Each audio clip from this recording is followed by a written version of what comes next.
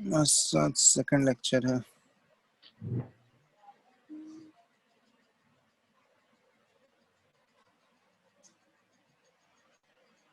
कहाँ तक हुआ था फर्स्ट क्लास में? बॉयल्स लॉ, चार्ल्स लॉ हो गया था शायद। Yes sir. चार्ल्स लॉ भी हो गया था ना?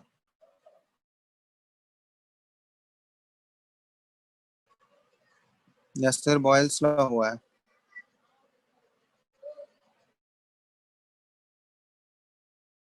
सर बॉयल्स लॉ हुआ है सर। सर बॉयल्स लॉ हुआ है, चार्ल्स लॉ नहीं हुआ है ना? नहीं सर। चलो ठीक। नेक्स्ट हम लोग देख रहे हैं चार्ल्स लॉ। जो है ये चार्ल्स लॉ। तो चार्ल्स लॉ को हम लोग दो फॉर्म में पढ़ते हैं, ठीक है। पहला जो इसका फॉर्म है, ये बोला गया है, it states that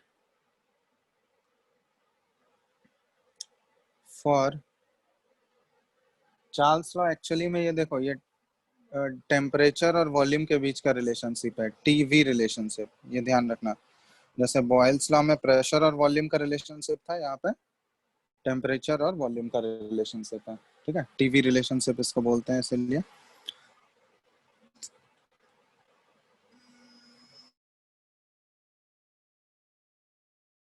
states that for each degree, ठीक है, rise in temperature, for each degree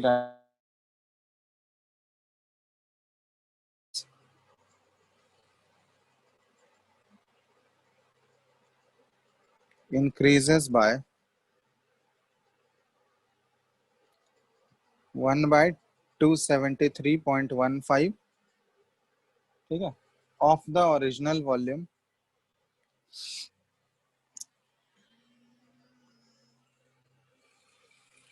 of the gas at 0 degree Celsius, ठीक है, ये ध्यान रखना। तो ये बोला गया है कि मतलब जितना डिग्री टेम्परेचर राइज होगा, हर एक डिग्री टेम्परेचर राइज पे क्या होगा, वॉल्यूम ऑफ द गैस बढ़ेगा। और वॉल्यूम ऑफ द गैस कितने से बढ़ेगा? ओरिजिनल वॉल्यूम का, जो 0 डिग्री सेल्सियस पे, जैसे एज्यूम करते हैं हम लोग, इफ एज्यूम करते हैं कि at 0 degree Celsius volume of the gas जो है, volume V is equal to V not, ठीक है, V नॉट है ना। तो अब 1 डिग्री सेल्सियस पे कितना हो जाएगा? देन एट 1 डिग्री सेल्सियस, तो 1 डिग्री सेल्सियस पे वॉल्यूम कितना हो जाएगा? तो ये क्या बोला गया है कि volume at 1 degree Celsius VT, अगर हम लोग एज्यूम करते हैं इसको, या फिर ऐसा लिख लो, वॉल्यूम एट 1 डिग्री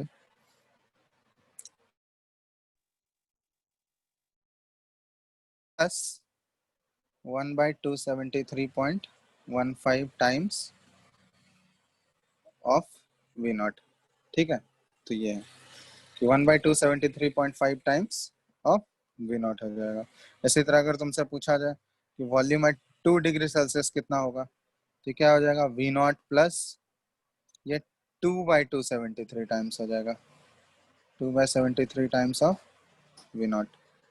समझ में आ रहा है ना? तो इसी तरह अप टू, अगर वॉल्यूम एट तुमसे T डिग्री सेल्सियस पूछा जाए, किसी टेम्परेचर T पे, जनरल टेम्परेचर T पे पूछा जाए, तो ये क्या हो जाएगा? V not plus T/273। हाँ, V not into 273.5 into T हो जाएगा, ठीक है। तो ये T से मल्टीप्लाई, तो ये ध्यान रखना। तो हर एक 1 डिग्री सेल्सियस राइज पे क्या होता है कि टेम्परेचर जो है ये बढ़ता है, 1 by sorry, volume of the gas बढ़ेगा by 1 by 273 times of the original volume, मतलब 0 डिग्री सेल्सियस पे जितना था उससे उतना टाइम्स वो इंक्रीज हो जाएगा, ठीक है। 1 by 273.515 टाइम्स इंक्रीज हो जाएगा। तो यहीं पे अगर तुमसे पूछा जाता है कि वॉल्यूम ऑफ द गैस अगर हमको निकालना है -273.15 डिग्री सेल्सियस पे, तो क्या होगा? तो क्या हो जाएगा? टी के जगह पे क्या पुट कर दोगे? ये V नॉट बाई 273.15 है, और टी के जगह हम लोग क्या पुट कर दें? -273.15 पुट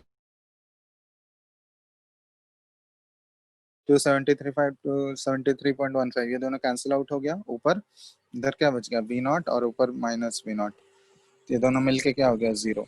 तो मतलब जब टेम्परेचर हम लोग -273.15 डिग्री सेल्सियस कर दें तो उस टेम्परेचर पे volume occupied by the gas क्या हो जाएगा, वो 0 हो जाएगा।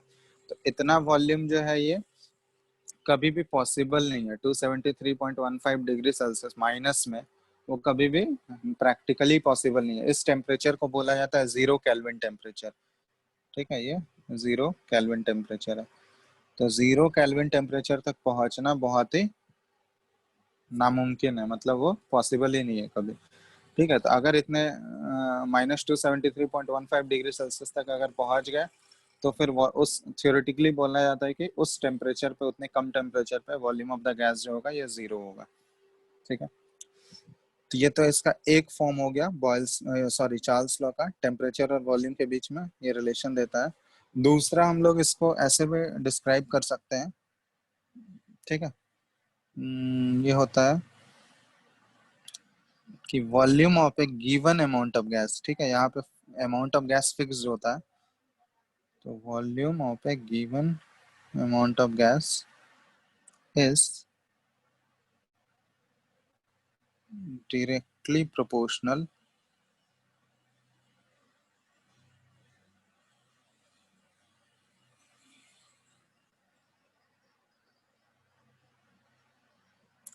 to the absolute temperature। ठीक है, at constant pressure। ठीक है, ये ध्यान रखना। तो किसी भी एब्सोल्यूट टेम्परेचर का मतलब क्या हुआ, ये ध्यान रखना कि temperature represented in kelvin scale. ठीक है, किसी भी टेम्परेचर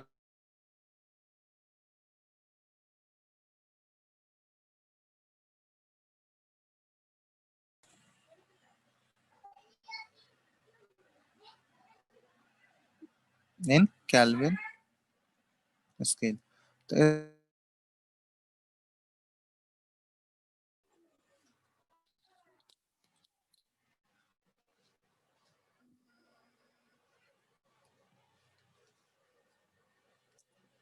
ठीक है, तो यहाँ पे क्या है कि volume directly proportional to temperature आ जाएगा।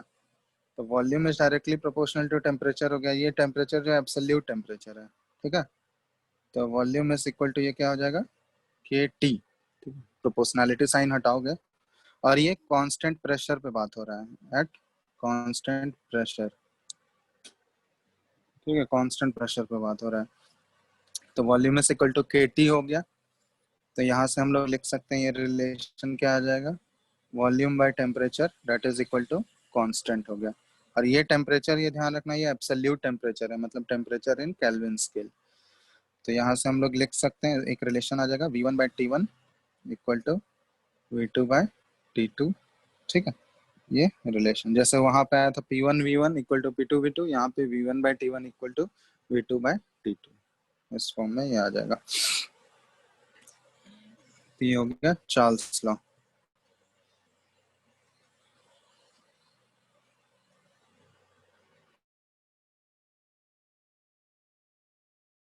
ठीक है, अब इसका भी हम लोग ग्राफ प्लॉट कर सकते हैं। यहाँ पे ध्यान देना, एक ग्राफ जो हम लोग प्लॉट कर रहे हैं, या एक्स एक्सिस और वाई एक्सिस ले लेते हैं।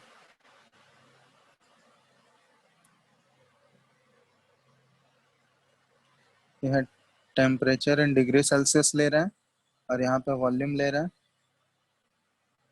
ठीक है, और दूसरा जो हम लोग प्लॉट कर रहे हैं, यहाँ पे टेम्परेचर इन केल्विन स्केल ले रहे हैं, और वॉल्यूम ऑफ द गैस ये एक्स एक्सिस पे है। तो यहाँ पे क्या हो जाएगा देखो, तो दोनों में सेम होगा क्या ग्राफ का नेचर, दोनों में डायरेक्टली प्रोपोर्शनल है, वॉल्यूम और टेम्परेचर ये दोनों डायरेक्टली प्रोपोर्शनल है।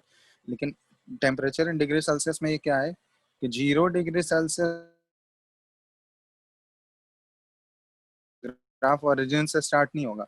वॉल्यूम 0 गैस का कब है, जब टेम्परेचर कितना है -273.15 डिग्री सेल्सियस। ठीक है, तो ये ध्यान रखना। तो डिग्री सेल्सियस में ये ग्राफ ओरिजिन से स्टार्ट नहीं होके ये -273.5 से स्टार्ट होगा। ठीक है, और ये ग्राफ का नेचर ये स्ट्रेट लाइन ऐसे होगा। ठीक है, ये यहाँ से स्टार्ट क्यों हो रहा है, क्योंकि टेम्परेचर 0 डिग्री पे वॉल्यूम जो है ये जीरो नहीं है, -273.15 डिग्री सेल्सियस पे ही volume of the gas zero है। लेकिन ये वाले ग्राफ में केल्विन स्केल में अगर होगा तो इसमें जो है ये जीरो से स्टार्ट हो जाएगा, क्योंकि जीरो केल्विन टेम्परेचर पे volume of the gas zero होगा। ठीक है, ये हम लोग देख भी चुके हैं कि -273.5 वाले को जीरो केल्विन टेम्परेचर भी बोला जाता है। तो ये ग्राफ, तो ये डिफरेंस होता है, तो इसलिए टेम्परेचर का स्केल वहां पे देख लेना कि डिग्री सेल्सियस में है या केल्विन में। अगर केल्विन में अगर होगा तो ग्राफ ओरिजिन से स्टार्ट होगा। बात समझ में आ रहा है ना, क्यों हुआ ऐसा? Hello, yes sir.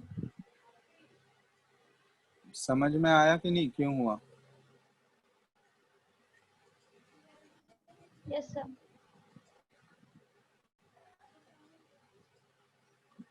कोई डाउट है इसमें किसी को?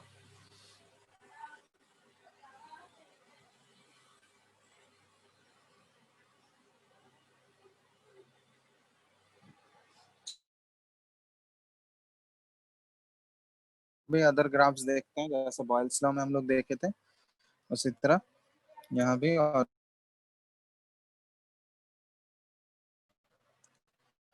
वाई एक्सिस पे लिया जा रहा है टेम्परेचर बाय वॉल्यूम और एक्स एक्सिस पे वॉल्यूम। ठीक है, और यहाँ भी टेम्परेचर बाय वॉल्यूम का रेशियो ले रहा है और नीचे टेम्परेचर ले रहा है। तो यहाँ भी वैसे ही ऐसा कांस्टेंट है, ये वॉल्यूम का वैल्यू कुछ भी हो, लेकिन T by V temperature by volume का रेशियो जो होगा वो तो कांस्टेंट रहेगा हमेशा। ठीक है, तो ये भी पैरेलल टू एक्स एक्सिस आ जाएगा। इस केस में भी टेम्परेचर का वैल्यू कुछ भी हो, टी बाई वी का वैल्यू रेशियो हमेशा क्या रहेगा, कांस्टेंट। ठीक है, ये जैसे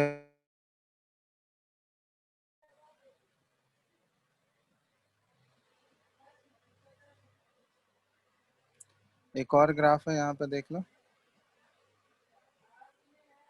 टेम्परेचर एक्स एक्सिस पे, वाई एक्सिस पे टेम्परेचर ले रहे हैं और एक्स एक्सिस पे 1/वॉल्यूम ले रहा है। ठीक है, तो जब 1/वॉल्यूम कर लोगे ना, तो इस बार देखो, क्योंकि temperature directly proportional to volume है, तो उसके केस में ग्राफ स्ट्रेट लाइन आता है, लेकिन 1/वॉल्यूम के क्या होगा, ये इनवर्सली प्रोपोर्शनल हो जाएगा। तो ये ग्राफ जो है कुछ इस तरह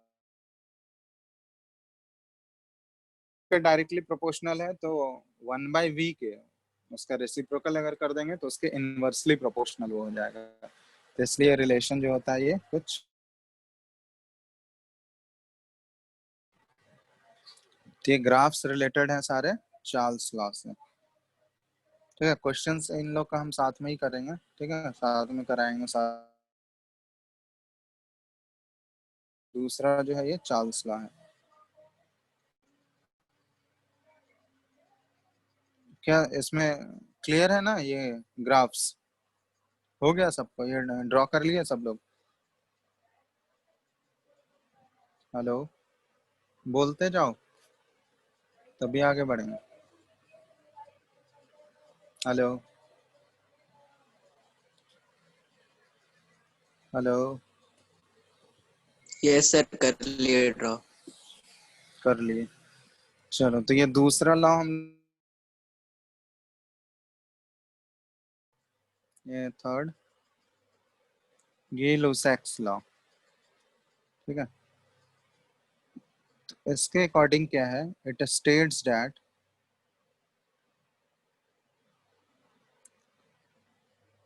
एट कांस्टेंट वॉल्यूम, इसमें वॉल्यूम को कांस्टेंट रखा गया,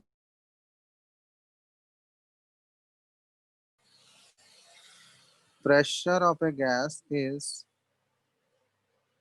directly proportional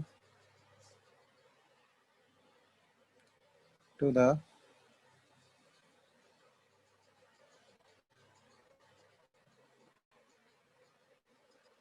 absolute temperature of the gas. ठीक है, एब्सोल्यूट टेम्परेचर मतलब वही टेम्परेचर इन केल्विन स्केल। तो यहाँ पे क्या आ गया, pressure is directly proportional to absolute temperature at constant volume. ठीक है, वॉल्यूम यहाँ पे कांस्टेंट है, तो रिलेशन क्या आ जाएगा, P is equal to constant आ जाएगा KT। यहाँ से हम लोग लिख सकते हैं कि p बाई टी का वैल्यू जो है ये किसी k कांस्टेंट का इक्वल है, ठीक है। तो इसका मतलब हम लोग बोल सकते हैं यहाँ पे p1 by t1 equal to p2 by t2, ठीक है। तो p1 बाई t1 इक्वल आ गया। इसमें भी हम लोग ग्राफ्स प्लॉट कर सकते हैं, ठीक है। ये सारा सिमिलर है, एक ही जैसा है, इसमें ग्राफ्स का नेचर भी। तो यहाँ पे अगर हम लोग ग्राफ प्लॉटिंग करें, देखो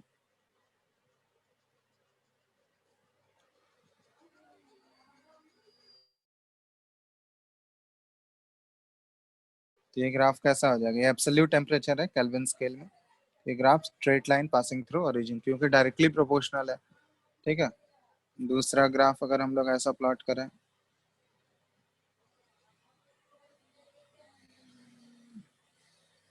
p by T versus T, ये ग्राफ का नेचर क्या होगा तुम लोग खुद बताओ तो। और यहाँ पे p by T versus p,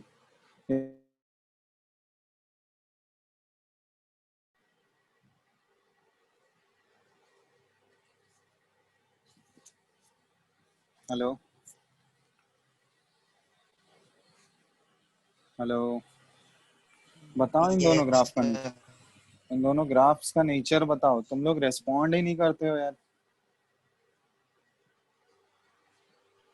straight होगा। स्ट्रेट होगा, क्या स्ट्रेट होगा? हम्म, टी के पैरेलल और पी के पैरेलल। p के पैरेलल और t के पैरेलल, क्योंकि टेम्परेचर का ये बता चुका है ना ऑलरेडी, हम लोग पहले भी देखे थे कि टेम्परेचर बाई टी उस दोनों का रेशियो जब लोगे तो वो हमेशा कांस्टेंट रहेगा, ठीक है। तो वही चीज यहाँ भी है, ये पैरेलल टू एक्स एक्सिस, यहाँ भी पैरेलल टू एक्स एक्सिस, ठीक है। तो जैसे प्रीवियस केसेस में देखे थे वही सारा चीज यहाँ भी एप्लीकेबल होगा। तो ये थर्ड वाला जो लॉ हो गया ये गे लुसाक्स लॉ है, ठीक है, ये ध्यान रखना। और इसी में चौथा जो लॉ है, फोर्थ, ये है एवोगाड्रोस लॉ। एवोगाड्रोस लॉ तुम लोग मोल कॉन्सेप्ट में भी पढ़े होगे। ये इसमें क्या है कि volume of a gas at constant temperature and pressure, यहाँ पे टेम्परेचर और प्रेशर दोनों कांस्टेंट होता है, ठीक है। तो constant temperature and pressure is directly proportional to the number of moles of a gas, ठीक है, ये ध्यान रखना। तो एवोगाड्रोस लॉ क्या बोलता है कि volume of a gas at constant temperature and pressure is directly proportional to number of moles of a gas. तो टेम्परेचर एंड प्रेशर अगर हम लोग कांस्टेंट कर दें तो वॉल्यूम जो होगा ये directly proportional to number of moles n के बराबर हो जाएगा, T एंड P, ठीक है। तो इससे क्या आ जाएगा, वॉल्यूम इज इक्वल टू के एन हो गया, प्रोपोर्शनैलिटी साइन हटाओगे तो। और उसके बाद यहाँ से हम लोग लिख सकते हैं कि V by N equal to कोई कांस्टेंट के इक्वल हो गया, ठीक है। तो यहाँ से हम लोग लिख सकते हैं V one by N one equal to V two by N two, ये कुछ इस टाइप का रिलेशन आ जाए। तो इसको हम लोग एवोगाड्रोस लॉ बोलते हैं कि वॉल्यूम जो होगा अगर वो directly proportional to number of moles of the gas हो जाएगा, ठीक है। जब टेम्परेचर और प्रेशर हम लोग क्या कर दें, कांस्टेंट कर दें, ये डायरेक्टली,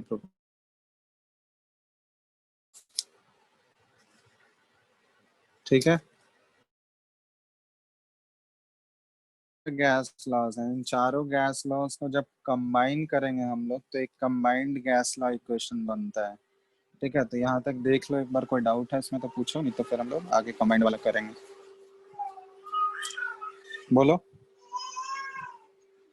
है क्या इसमें किसी को डाउट?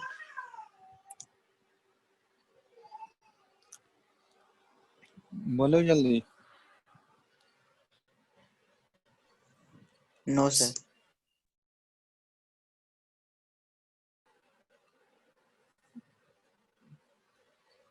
नहीं है ना, आगे बढ़े। हेलो। Yes sir. चलो ठीक है, तो इन चारों गैस लॉस को अब हम लोग कंबाइन करके देखते हैं कि क्या रिजल्ट आता है। ठीक है, कौन सा कंबाइंड गैस लॉ इक्वेशन बनता है।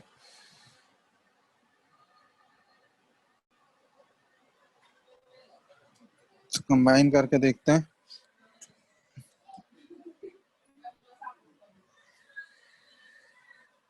ठीक है, तो कंबाइंड गैस लॉ इक्वेशन, तो कंबाइंड गैस लॉ इक्वेशन में क्या आ गया। पहला वाला जो था ये कौन सा था, प्रेशर इज, बॉयल्स लॉ में क्या था, pressure is inversely proportional to volume. ठीक है, ये वाला था बॉयल्स लॉ। चार्ल्स लॉ में क्या था, वॉल्यूम इज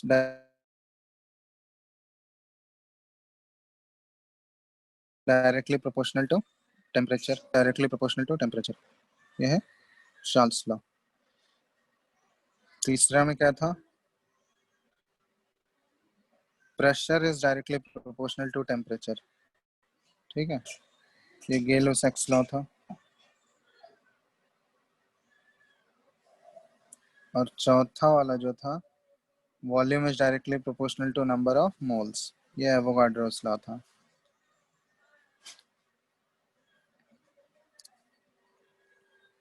तो इसमें क्या किया किया जा रहा है, इन चारों इक्वेशंस को कंबाइन करते हैं, combining all the four equations.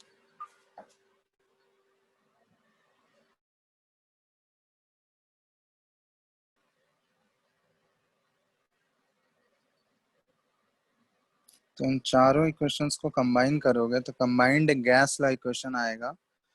Combined equation क्या आ जाएगा, एक प्रेशर और वॉल्यूम, इसमें देखोगे ये दोनों तुम्हारा, इन चारों को अगर मल्टीप्लाई कर दें, हम लोग चारों को मल्टीप्लाई कर देंगे तो प्रेशर और वॉल्यूम जो है वो लेफ्ट हैंड साइड में बच रहा है, और इधर राइट हैंड साइड में क्या बच रहा है, number of moles into temperature. ठीक है, तो ये आ गया कि PV is directly proportional to N into T. ठीक है, और यहीं पे जो प्रोपोर्शनलिटी साइन हटाते हैं हम लोग तो एक कांस्टेंट आता है जिसको बोलते हैं R, N PV equal to N R T. इन चारों को कंबाइन करके ही कंबाइंड गैस का इक्वेशन आता है, वेयर आर क्या हो गया, यूनिवर्सल गैस कांस्टेंट, ये हो गया यूनिवर्सल गैस कांस्टेंट। और इसका वैल्यू हम लोग कितना लेते हैं, ये वैल्यूज बता चुके हैं तुम लोगों को। ठीक है, आर का वैल्यू कितना लिया जाता है, दो तीन वैल्यूज हम लोग एक्सेप्ट करते हैं। आर का यूनिट जो हो जाएगा, आर को हम लोग लिख सकते हैं पीवी बाय एन टी। ठीक है, इस इक्वेशन से अगर करोगे तो आर का value PV by N T, तो इसका यूनिट जो होगा ना, ये एटीएम लीटर पर मोल केल्विन, या फिर एससी का यूनिट, दूसरा यूनिट हम लोग बोल सकते हैं आर इज इक्वल, या फिर कैलोरी पर मोल केल्विन, ये एनर्जी वाला यूनिट है। और ये जो हम लोग एटीएम प्रेशर वॉल्यूम वाला यूनिट है ये। ठीक है, तो आर का वैल्यू, ये यूनिट हो गया। इधर आर का वैल्यूज क्या क्या हो सकता है ये बता चुके हैं ऑलरेडी, 0.0821 लीटर एटीएम पर मोल केल्विन। दूसरा आर का वैल्यू है 8.314, ये कब लेना है, ये जो जूल पर मोल केल्विन। ठीक है, और तीसरा जो आर का वैल्यू है ये कैलोरी वाला है, 2 कैलोरी पर मोल केल्विन। ठीक है, तो ये सारे वैल्यूज को ये ध्यान रखना, जहाँ पे अकॉर्डिंगली हम लोग यूज कर लेंगे। बाकी सारे प्रेशर वॉल्यूम इन सबका यूनिट्स तो बता ही चुके हैं ऑलरेडी। तो यहाँ से कंबाइंड गैस ला इक्वेशन क्या आ गया, आर तो कांस्टेंट हो गया। ठीक है, और नंबर ऑफ मोल्स को भी अगर हम लोग कांस्टेंट कर दें, ठीक है, यहाँ पे देखो इस कंबाइंड गैस ला इक्वेशन में पीवी इक्वल टू एनआरटी में if N is equal to constant, मतलब नंबर ऑफ मोल्स अगर कांस्टेंट हो गया, तो यहाँ से इक्वेशन क्या बन जाएगा देखो तो, P V by T, pressure volume का प्रोडक्ट बाय टेम्परेचर, ये क्या हो जाएगा, ये कांस्टेंट हो जाएगा क्योंकि एन भी नंबर ऑफ मोल्स भी कांस्टेंट हो गया और आर तो पहले से कांस्टेंट है ना, यूनिवर्सल गैस कांस्टेंट है। तो पी वी बाई टी ये जो है ये कोई कांस्टेंट हो गया। तो इसका मतलब हम लोग लिख सकते हैं यहाँ से P one V one by T one is equal to P two V two by T two. ठीक है, ये नंबर ऑफ मोल्स अगर कांस्टेंट है तो इसी को बोला जाता है कंबाइंड गैस लॉ इक्वेशन। सारे को हम लोग कंबाइन कर दिए, P one V one by T one equal to P two V two by T two, ये हो गया कंबाइंड गैस लॉ इक्वेशन। ठीक है, तो ये पहले इतना लिख लो, इसके बाद हम लोग इससे न्यूमेरिकल करते हैं दो क्वेश्चन।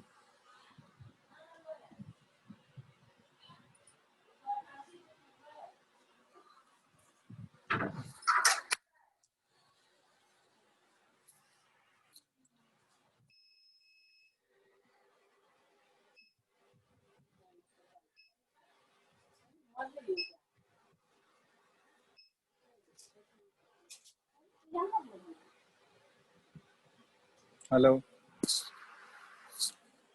हो गया?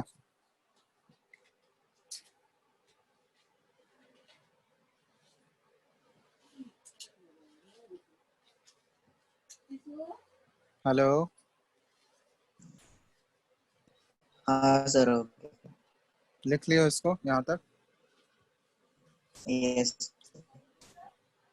तो यहाँ पे ध्यान रखना, टेम्परेचर का वैल्यू हमेशा केल्विन में रहता है, नंबर ऑफ मोल्स तो नंबर ऑफ मोल्स है, प्रेशर और वॉल्यूम का ये सारा यूनिट बता चुके हैं। चलो एक क्वेश्चन दे रहे हैं, ये बनाओ। तो अब तुमको क्वेश्चन देख के खुद डिसाइड करना होगा कि कौन सा लॉ यूज करना है हमको। ठीक है, वहाँ पे क्या क्या चीज कांस्टेंट है। तो एक क्वेश्चन दे रहा है, at 25 degree Celsius and 760 mmHg pressure, a gas occupies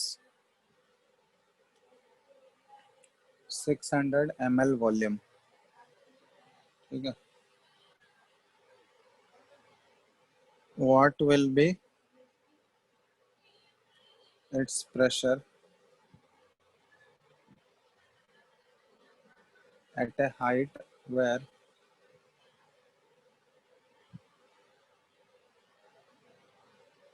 temperature is 10 degree Celsius and volume of the gas is 640 ml। ठीक है, बनाओ। सिंपल सा क्वेश्चन है, देखो कौन सा लॉ यूज करेंगे हम लोग। ठीक है,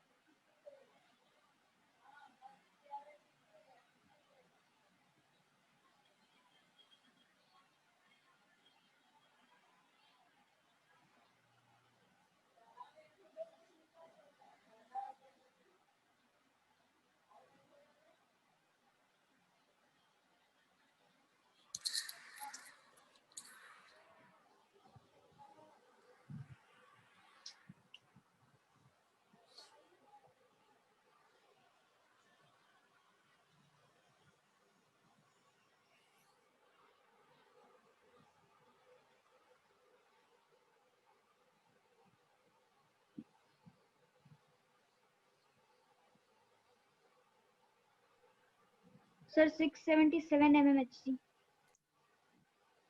677 mmHg।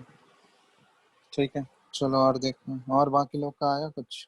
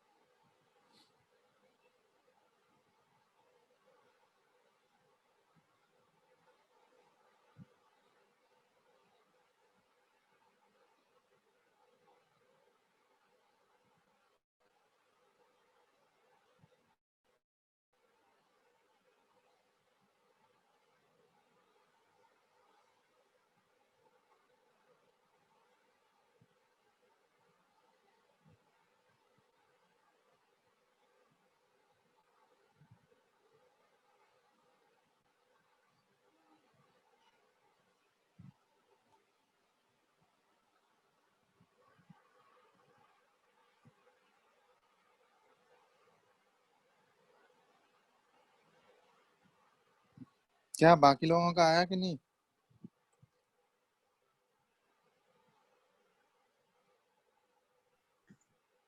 Sir 676.6 mm of Hg. हम्म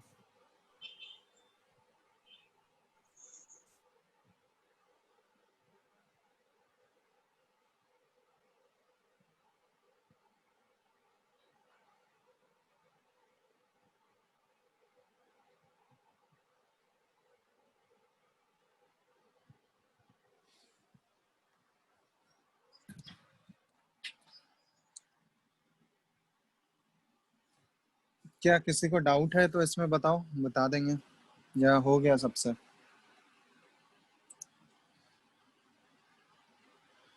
बोलो, किसी को भी डाउट है तो पूछ लो।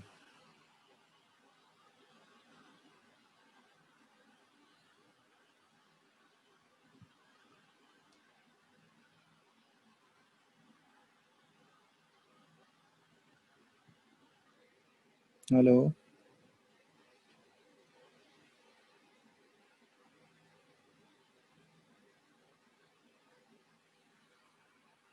अरे कोई तो बोलो, कुछ पूछना है किसी को भी। नहीं सर। बाकी लोग सबसे बन गया, अब एक एक करके नेम कॉलिंग थोड़ी ना करेंगे। बताओ, किसी को पूछना है, डाउट है तो बताओ। सिंपल सा क्वेश्चन है, इसमें कुछ करना नहीं है। ठीक है, कौन सा इक्वेशन यूज किए तुम लोग? कंबाइंड गैस लो इक्वेशन। हाँ, यहाँ पे प्रेशर वॉल्यूम दिया हुआ है एक का, और टेम्परेचर भी दिया हुआ है। दूसरे का वॉल्यूम दिया हुआ है, टेम्परेचर दिया हुआ है, प्रेशर निकालना है। ठीक है, तो इसमें combined gas law equation use हो जाएगा।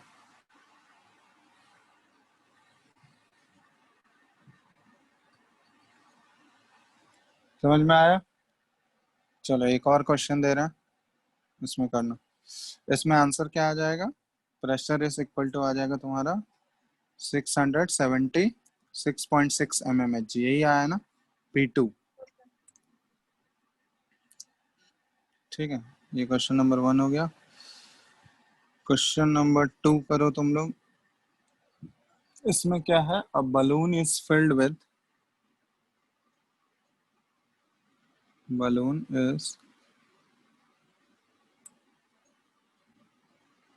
filled with hydrogen at room temperature।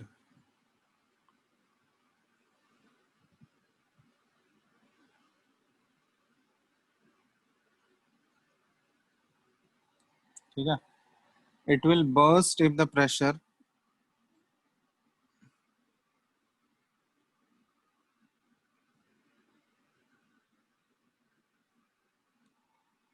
exceeds 0.2 बार। मतलब बलून का जो मैक्सिमम प्रेशर झेलने का कैपेसिटी है वो 0.2 बार है।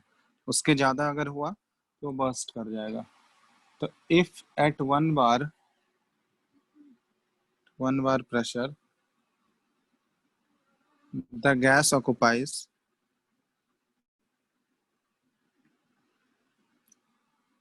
2.27 liter वॉल्यूम, ठीक है, up to what volume can the balloon be expanded? Can the balloon be expanded? ठीक है, ये करो तो कितने वॉल्यूम तक उसको एक्सपैंड किया जा सकता है?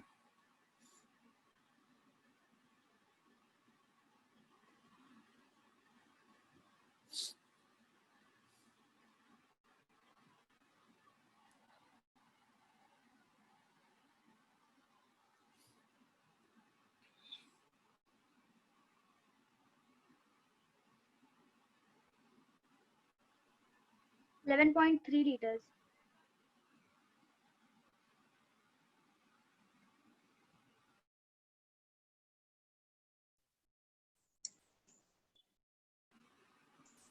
Yes, sir. 11.3 liter. अच्छा,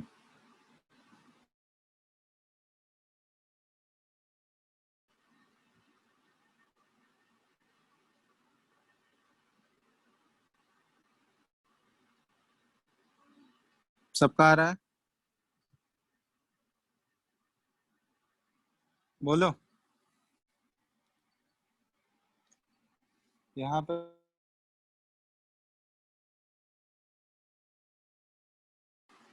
ठीक है, तो टेम्परेचर, रूम टेम्परेचर पे सारा काम हो रहा है, मतलब टेम्परेचर तो कांस्टेंट है यहाँ पे, तो टेम्परेचर अगर कांस्टेंट है तो वो कौन सा हम लोग यूज कर सकते हैं?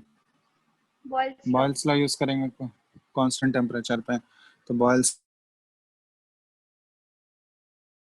V2 यहाँ पे P1 दिया, मतलब बोला गया है कि मैक्सिमम ये 0.2 बार तक जा सकता है। P2 तो हो गया हमारा 0.2 बार, है ना। तो इनिशियली 1 बार, मतलब फर्स्ट 1 बार पे 1 बार प्रेशर पे, मतलब P1 का वैल्यू यहाँ पे 1 बार है, और 1 बार प्रेशर पे वॉल्यूम कितना दिया हुआ है V1, ये 2.27 लीटर दिया हुआ है, और P2 दिया हुआ है कि ये मैक्सिमम 0.2 बार तक जा सकता है। तो ये कौन से वॉल्यूम, मतलब V2 निकाल, तुमको कितने वॉल्यूम तक इसको एक्सपैंड किया जा सकता है, ठीक है। तो यहाँ से इसमें पुट कर दोगे P1 V1 equal to P2 V2, हमारा हो गया बॉयल्स लॉ के बारे में। तो इसी तरह देखो, तुमको क्वेश्चन में ऐसे मेंशन नहीं किया रहेगा कि यहाँ पे बॉयल्स लॉ यूज करना है, चार्ल्स लॉ यूज करना है, ठीक है, या combined gas law equation use करना है। तुमको खुद ही विजुअलाइज कर, कांस्टेंट होगा उसके अकॉर्डिंग ये 4 लॉज बताए गए हैं, तो उन चारों लॉज के अकॉर्डिंग सबका अलग अलग कंडीशंस हैं, तो जो भी कांस्टेंट होगा उसके अकॉर्डिंग डिसाइड करके वहां पे वो इक्वेशन यूज कर लोगे। क्या रहेगा कि इसमें बॉयल्स लॉ लगाओ या चार्ल्स लॉ लगाओ, ठीक है, तो वो ध्यान रखना, तो खुद अपने अकॉर्डिंग सोच के करना है तुम्हें। जब ये हो गया यहाँ तक, तो इसके आगे हम लोग बढ़,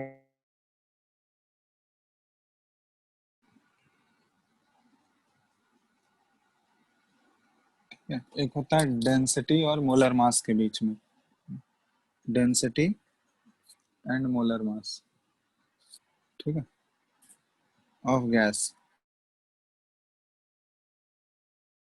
ठीक है, ऑफ ए गैसियस सब्सटेंस। तो यहाँ पे क्या है कि जैसे आइडियल गैस इक्वेशन था पीवी इक्वल टू एनआरटी, ठीक है, तो यहाँ पे ध्यान देना, डेंसिटी क्या होता है, किसी भी सब्सटेंस का डेंसिटी, डेंसिटी को देखो डी से भी डिनोट करते हैं, या बहुत जगह देखोगे इसका सिंबल रो भी लिखा हुआ रहता है, ठीक है, ये ऐसे इसको रो बोलते हैं, ग्रीक सिंबल है। तो डेंसिटी का फॉर्मूला क्या होता है, मास पर यूनिट वॉल्यूम, यही होता है ना, density is equal to mass per unit volume. और नंबर ऑफ मोल्स, यहाँ पे जो एन यूज कर रहे हैं हम लोग, ये नंबर ऑफ मोल्स है, तो नंबर ऑफ मोल्स का फॉर्मूला क्या होता है मास के टर्म में, given mass by molar mass. Molar mass, ठीक है, तो ये हो गया मोलर मास। तो अब यहाँ पे देखो, इस फॉर्मूले से हम लोग लिख सकते हैं P इज इक्वल टू, ठीक है, और इंटू R इंटू टी, ठीक है। अब n नंबर ऑफ मोल्स जो है, नंबर ऑफ मोल्स की जगह हम लोग मास के टर्म में पुट करते हैं इसको, तभी डेंसिटी का रिलेशन आएगा। तो नंबर ऑफ मोल्स n की जगह हम लोग पुट कर दिए m बाय कैपिटल M, यही होगा ना, देखो तो m बाय m पुट किए, इसको m को इस साइड कर दिया, और ये इसको v के साथ रिलेशन हम लोग लिखिए, क्योंकि m बाय v की जगह ही हम लोग डेंसिटी सब्स्टिट्यूट करेंगे। समझ में आ रहा है? Hello, yes sir. चलो, तब यहाँ पे देखोगे ये मास बाय वॉल्यूम, तो मास बाय वॉल्यूम की जगह हम लोग क्या पुट कर दिए, density. Into T by M. M यहाँ पे molar mass of the gas है, तो ये क्या आ गया रिलेशन, P इंटू एम, मतलब ये P हो गया pressure of the gas, M हो गया मोल, ठीक है, तो ये ध्यान रखना। तो PM equal to rho R T, ये क्वेश्चन आ गया, relationship between density of the gas and molar mass of the gas. और P हो गया pressure of the gas, M molar mass of the gas, rho density हो गया, R universal gas constant, और यहाँ पे ये टेम्परेचर। यहाँ पे अगर तुमको डेंसिटी निकालना हो तो डेंसिटी के लिए PM/RT ये डायरेक्टली फॉर्मूला यूज कर सकते हो। ठीक है, यहाँ पे सारे टर्म्स का मतलब समझ, ठीक है। PM=ρRT। तो ये हो गया relationship between density and gas, density और मोलर मास के बीच में।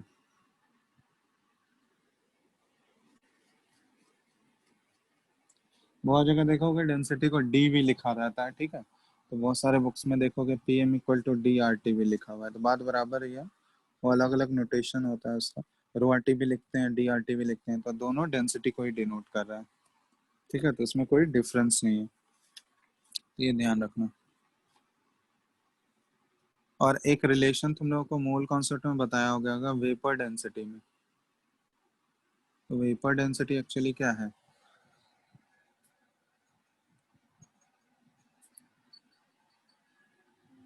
वेपर डेंसिटी किसी भी गैस का अगर निकालना है हमको,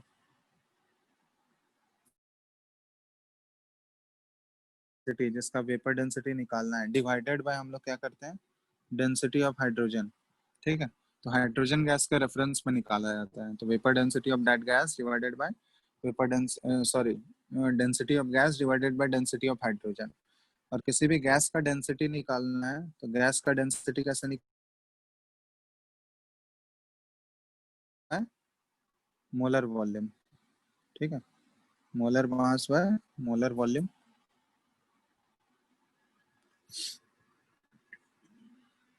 ठीक है।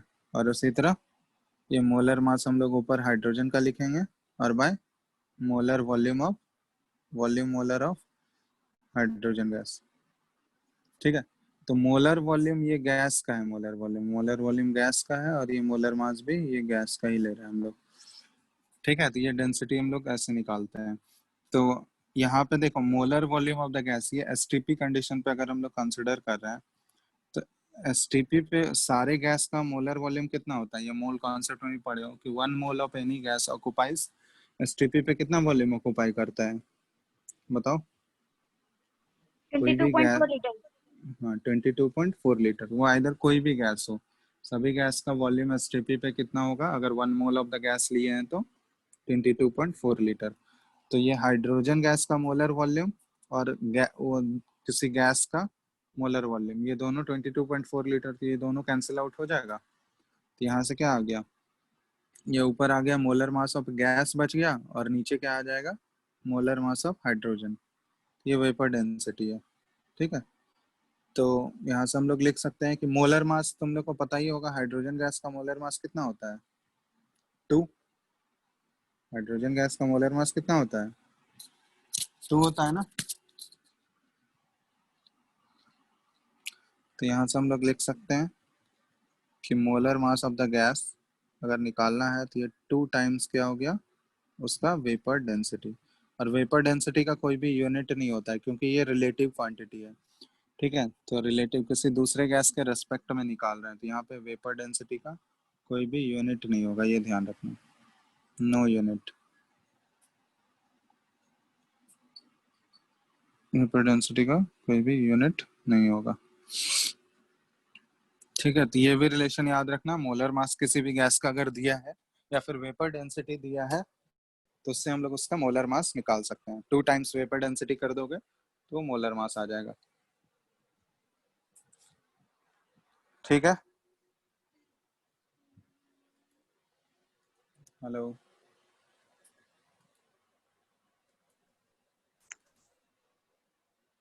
बोलो, यहाँ तक कोई डाउट है किसी को? No sir. चलो यहाँ तक लिख लियो ना। हेलो, बोलो। यस सर, यस सर, लिख लिया। हो गया तो आज यहीं तक रहने देते हैं, नेक्स्ट क्लास में हम लोग एक डाल्टन्स लॉ से स्टार्ट करेंगे, ठीक है। तो तुम लोग गैस लॉस के क्वेश्चंस बना लेना, बुकलेट मिला है इसका तुम लोगों को, गैसेस स्टेट का बुकलेट मिला है क्या? Yes sir. Yes sir, yes sir, बोलो। यस सर, मिला है। हाँ, तो बुकलेट में देखना क्वेश्चंस जो शुरुआत में गैस लॉस से रिलेटेड क्वेश्चंस होंगे ना, डाल्टन्स लॉ को छोड़कर उससे पहले वाला जो टॉपिक होगा सेक्शन 1 में या सेक्शन 2 में होगा, देखना जो शुरुआत के गैस लॉस से टॉपिक होंगे, टॉपिक के क्वेश्चंस वो कर लेना तुम लोग, ठीक है, वो करके रखना। उसमें अगर कोई डाउट है तो नेक्स्ट क्लास में उसको डिस्कस करेंगे, ठीक है। तो गैस लॉस से रिलेटेड क्वेश्चंस प्रैक्टिस करके रखना तुम लोग, सुन लिया ना? Yes sir. चलो चलो फिर आज ये इतना ही रहने देते हैं, आगे हम लोग नेक्स्ट क्लास में डाल्टन्स लॉ स्टार्ट करेंगे, ठीक है। Yes sir. चलो।